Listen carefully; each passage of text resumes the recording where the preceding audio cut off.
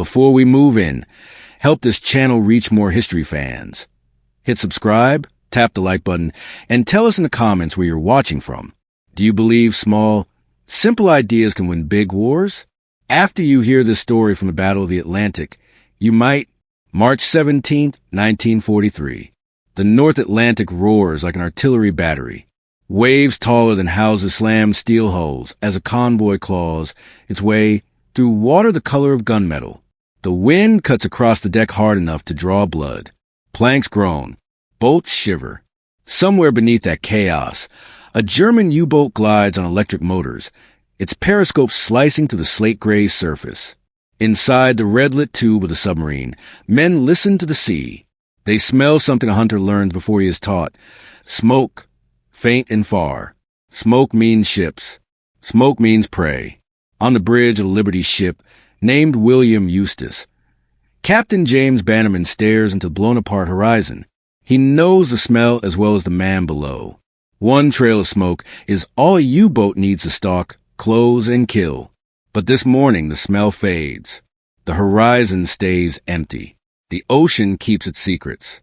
The reason begins in a hot, cramped kitchen below deck, with a cook no one remembered by name, an idea that would change the Battle of the Atlantic. By early 1943, the North Atlantic had become a graveyard. Every sunrise brought the same nightmare. Empty spots in convoy columns.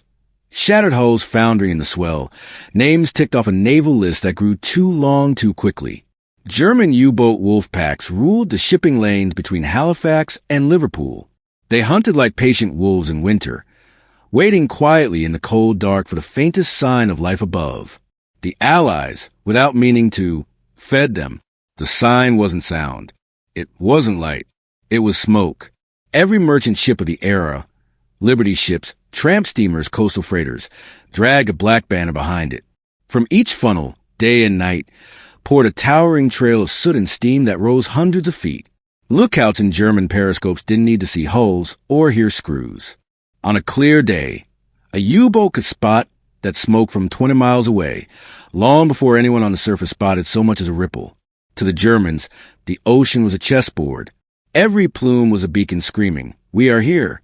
And the U-boats moved closer. The British Admiralty threw everything at the problem. Better Welsh coal, better stokers, better baffles and soot blowers. Engineers rode convoy to convoy, lecturing men who worked stripped to the waist in boiler rooms that felt like the mouth of a cannon. Nothing worked for long. Too often, ships still wore their great black scars across the sky. The Atlantic kept bleeding. Britain kept starving. Carl Donitz, the admiral commanding the U-boat arm, sent a simple, terrible order. Press the attack. Down inside the William Eustace, behind steel doors and roaring machinery, was the heart of every steamship, the boiler room. It was a hell you could measure in degrees and decibels. Coal dust drifted like fog. Flames licked iron as men in soaked shirts drove shovels into bunkers, feeding fireboxes whose appetite never slowed. The job sounded simple. Keep up steam pressure without smoking the ship, but it was a knife edge. Too little and the ship slowed. In a convoy, falling astern was a death sentence. Too much, and the funnel belched smoke you could spot from a horizon away. Stokers were not trained engineers. They were farmhands and factory men, taught to feel the heat, watch the color of the flame, listen to the breathing of the boilers. Instinct kept ships moving. Instinct also gave them away. Somewhere in that iron maze was a galley, a small hot box with rattling pans, and the smell of coffee trying to stand up against coal and salt. The cook worked there. No record of his name survived. No citation. No photograph in a newspaper. Only the whispers sailors carry. There was a ship that did not smoke and a cook who made it happen. Men called him Tommy or Thomas Lawson, though history never fixed it. What matters is what he saw. He noticed his own stovepipe behave like the funnel above. When he threw in fuel by the scoop steadily, small, regular, a little at a time, the pipe stayed almost clean, the smoke a pale ghost in the corner. When he dumped in too much at once, the galley caught black clouds. Soot settled on everything, food included. His cooking improved when his fire was rhythmic. A thought clicked into place. If a cook's stove smoked when it was fed irregularly, what about the ship's boilers? He watched stokers at work. Men he ate with, joked with, admired, shoveling like mad to keep steam up in heavy weather. No rhythm, no timing, just brute force and instinct. What if you treated the furnace like a recipe? Precise portions, timed intervals, steady as a metronome. He laughed at himself at first.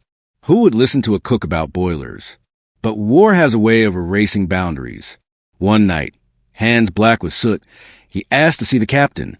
He stood before James Bannerman in a jacket that smelled like fat and smoke and said the most ridiculous thing a ship's cook could say in a war zone. "Captain, what if the smoke is our fault? And what if I can fix it?" The captain didn't laugh. He had watched ships burn too often to laugh at anything. He told the chief engineer to humor the man. That night, the experiment began. The sea rolled black against the hull. The engine room thudded like a giant heart. Stokers lined up at bunkers.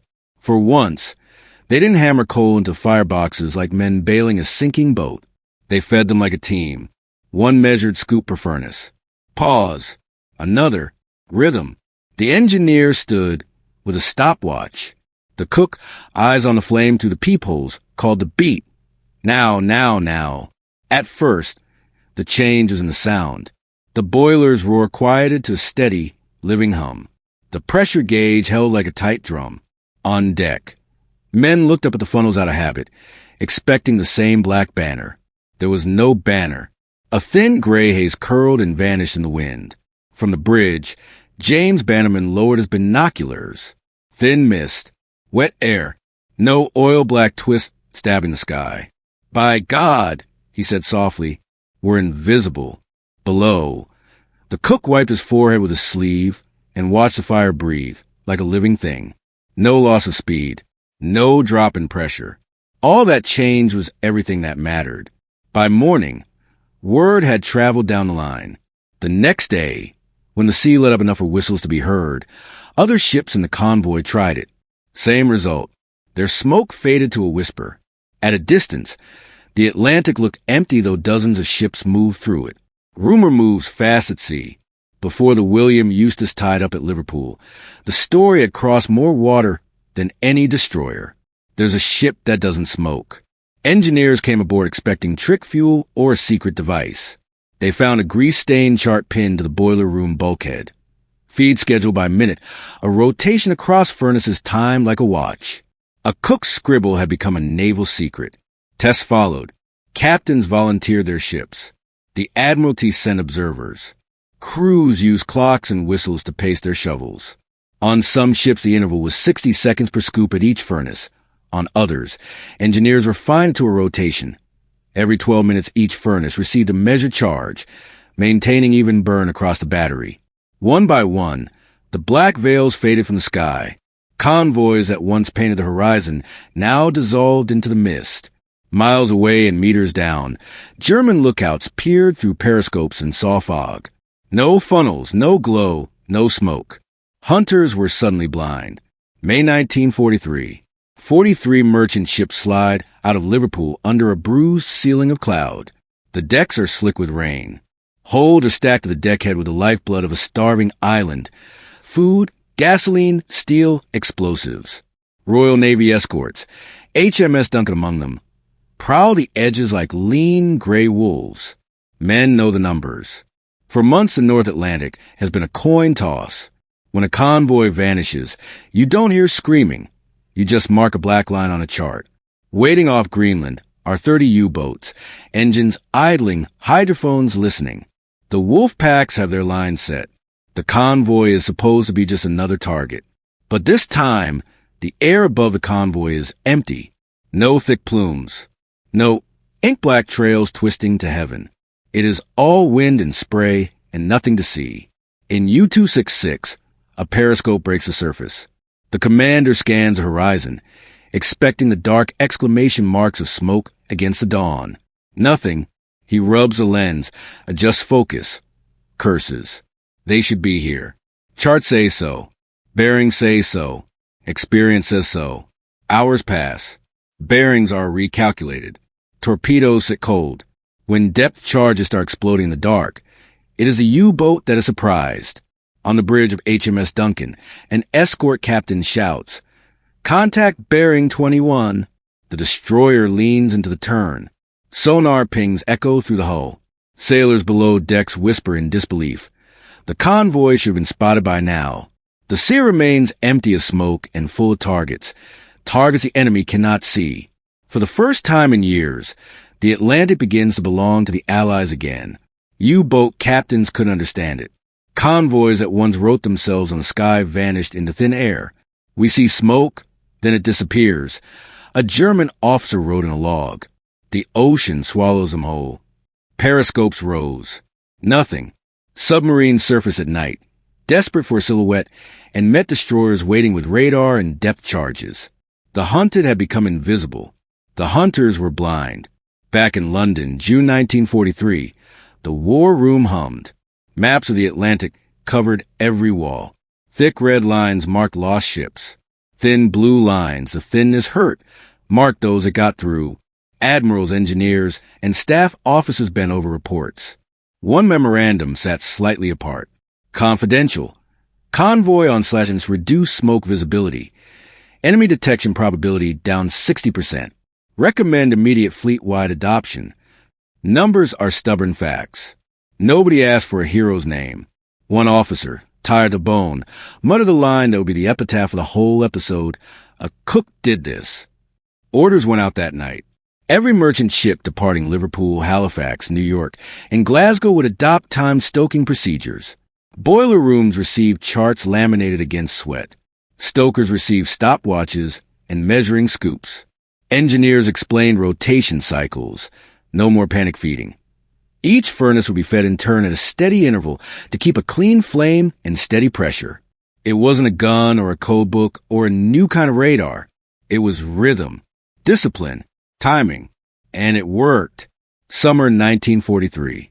The ocean looked calm but hit a quiet revolution. Convoys once trailed banners of smoke you could read like a map. Now they moved under low gray cloud like whispers, their funnels barely breathing. A German U-boat broke surface. The commander scanned with salt-streaked binoculars. Where a chart said ships, he saw fog. He checked again. Nothing. Beneath those same clouds, not 20 miles away, 40 merchant ships pushed east in perfect rhythm. In engine rooms glowing like furnaces in a foundry, stokers wiped sweat from their faces and watched the second hand tick. Shovel. Close. Wait. The flame steadied like a heartbeat. The escorts turned from guardians into predators. Destroyers slid across the swells as if they owned them. Radar pings combed the mist. When U-boats tried to fix a position on phantom smoke, they found depth charges. When they tried to surface for a night attack, they found motor launches and moonlight on water and the hard gray silhouettes of ships that were already past them. In August, U-264 rode the deep water in red light. Men pressed their ears to the steel, listening for propellers. The sonar operator whispered, "Convoy near."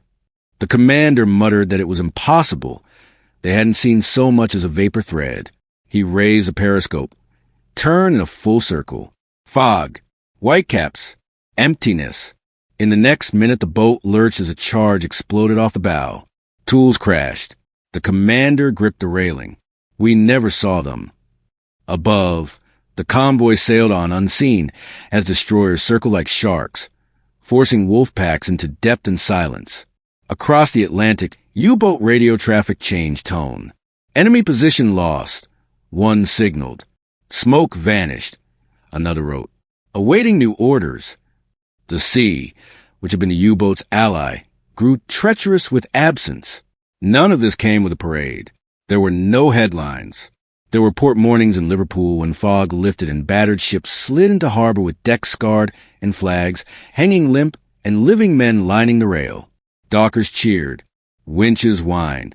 Crates of wheat, drums of oil, crates of ammunition touched British soil. In boiler rooms, stokers climbed ladders, faces streaked black with soot, eyes red from nights without sleep. Nobody pinned medals on them. They knew what they had done.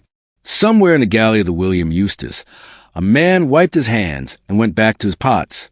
He didn't think of himself as a hero. He had just seen a fire for what it was and taught hard men a different way to feed it. Thomas Lawson, if that was his name, never stood in front of a camera. No portrait hangs in a museum. But his idea traveled faster than a destroyer and struck harder than a torpedo. The Battle of the Atlantic did not turn on one invention alone. Radar mattered. Aztec sonar mattered. Huffed-up direction finding. Convoy escorts. Escort carriers. Code-breaking at Bletchley Park. Each drew blood from the wolf packs. But ships still smoked, and while they did, the enemy could see them. Time stoking took away the U-boat's easiest compass. A black plume was once a signature you could chase with a slide rule. Take it away and the hunter's math went wrong. The Admiralty's reports began to show it in ink. Detection probability down. Contact reports fewer. Attacks dropped. Loss rates halved on runs where procedure was followed. The effect wasn't magic, and it wasn't absolute. In May, 13 merchantmen still died under torpedoes in a single brutal crossing, but 6 U-boats didn't come home. The balance tipped. In the war's most unforgiving theater, small gains mattered. This one wasn't small. It was quiet. It was disciplined. It was repeatable. By autumn of 1943, British ports were training new stokers with stopwatches pinned to their jackets. Boiler room bulkheads carried pin charts. Scoop close. Wait 12 minutes. Next furnace. In some ships, the interval varied by furnace design, draft, and coal quality, but the principle was carved into steel. Steady feed, clean burn, clear funnel. Across the ocean, a rhythm echoed, one heartbeat for thousands of men standing in front of fireboxes. Each scoop of coal a decision that might keep a torpedo out of the water. Somewhere off Ireland, a U-boat lay just below the surface as night fell. The commander raised his periscope a final time. Waves. Mist. No smoke halo. No glitter of soot and moonlight. He checked fuel and sighed. The convoy he hunted had already slipped past him. The destroyer he feared was only a hum in the distance. He lowered the scope. The boat dove. It chased ghosts because the prey left no trail. Dawn broke over Liverpool. Cranes moved, gulls screamed, men shouted. The fog lifted just enough to show what mattered. Ship survived. In an office with tired wallpaper and an oak table once used by Churchill himself, a weary officer signed a form he never thought he'd see. Recommendation: adopt procedure fleet-wide. He set his pen down and said to no one, "A cook did this." He wasn't mocking. He was marveling. History tends to celebrate the inventions with wires and gears and catchy names. Radar, Ultra, Hedgehog. It forgets the unphotogenic miracles. The timing of a shovel, the color of a flame, the way smoke curls when you feed a fire. But every time a convoy slid, unseen through fog that summer, every time a Liberty ship's funnel stayed gray and quiet, a line connected that ship to a man in a galley who looked at his stove and saw a battlefield. The war moved on. The North Atlantic never got easier. Weather still killed. Torpedoes still struck. Men still failed to come home. But the ocean slowly changed. It grew less friendly to wolves. It became a battlefield where discipline could make a body of steel disappear into the sky. On the bridge of the William Eustis, Captain Bannerman scanned the horizon and, for the first time in months, felt something like quiet. Below, in a space just big enough for a man and a stove, Thomas Lawson wiped soot off his hands and turned back to one thing he knew how to do: feed a fire the right way. He didn't see himself as the author of a strategy. He was a cook doing his job. Sailors lived because of that job. Convoys survived because of it. The Atlantic bent a little toward the Allies because an ordinary man refused to ignore what his eyes told him. Victory in the Battle of the Atlantic didn't roar.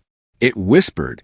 It sounded like the tick of a stopwatch against a boiler room bulkhead, the soft crackle of a clean burning flame, and the faint hum of a ship that no one could see. If this story moved you, hit like and share it with someone who loves World War II history. Drop a comment. Which unsung innovation from the Battle of the Atlantic do you think mattered most? Radar, escort carriers, code breaking, or the humble discipline of a stoker's shovel? And don't forget to subscribe for more true stories where small ideas change the course of war.